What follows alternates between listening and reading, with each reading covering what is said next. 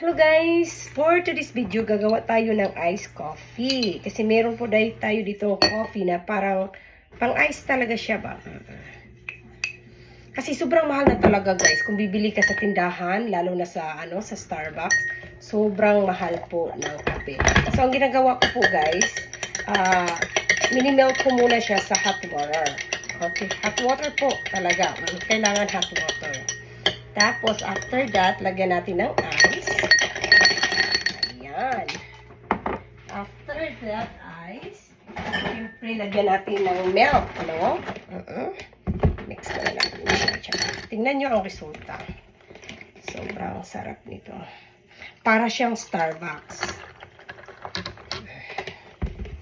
Siyempre, lagyan natin ng creamer na caramel macchiato. Pang Starbucks talaga to guys. Lagyan natin ulit ito.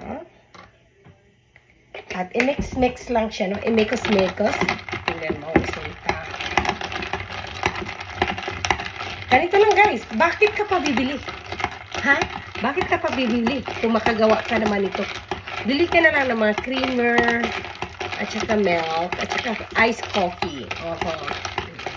Meron naman dyan na instant iced coffee, no? Refreshing, rich taste. Okay, tikman natin. Para siyang caramel macchiato talaga guys. Sobrang sarap.